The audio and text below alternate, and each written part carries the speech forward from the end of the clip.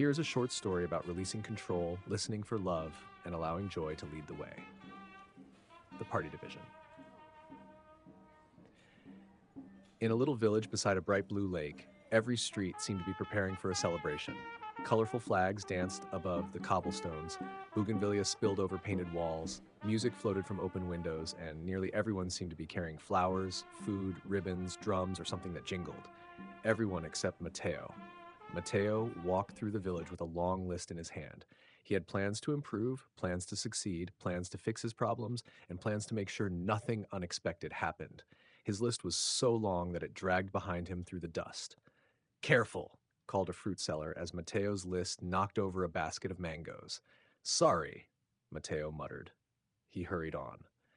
At the plaza, a band was tuning its instruments. Children twirled in bright dresses. Grandmothers clapped from wooden chairs. A man in a wide hat played 3 cheerful notes on his guitar and shouted, "Tonight the party division meets." Mateo stopped. "The what?" "The party division," said the guitarist. "We sing and dance our way home." Mateo frowned. "That sounds irresponsible." The guitarist laughed.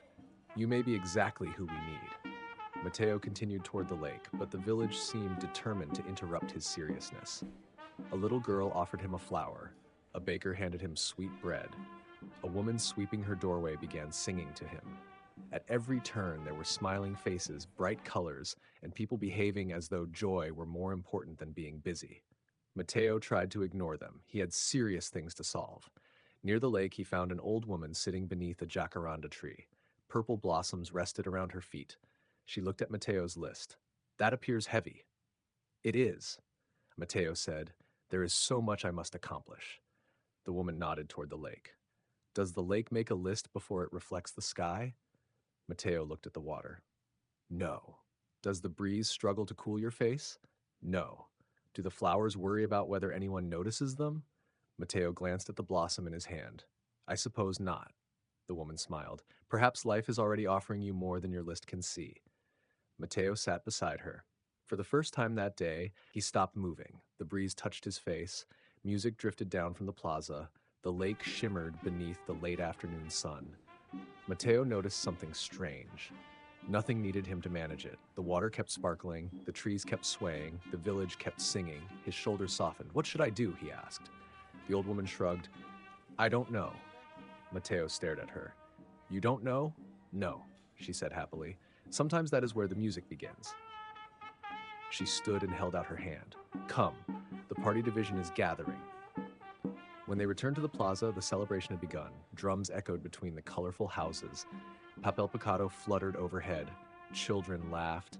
Musicians played beneath strings of lanterns. Mateo stood at the edge of the crowd, still holding his long list. The guitarist saw him. "You came." "I'm not sure what I'm supposed to do." "Perfect," said the guitarist. Then the band began to play. Mateo felt the rhythm in the ground. A little girl tugged his sleeve and began showing him the steps. Mateo moved awkwardly at first, trying to remember where his feet belonged. Then someone bumped into him. His list flew into the air. Page after page scattered across the plaza. Mateo gasped. The whole village stopped. Then a gust of wind lifted the pages higher. They swirled between the banners, sailed over the rooftops, and drifted toward the lake. Mateo stared. A laugh rose somewhere inside him. It began quietly, then grew until he was laughing so hard that tears filled his eyes. The musicians started again. The villagers cheered. Mateo danced. He danced without a plan.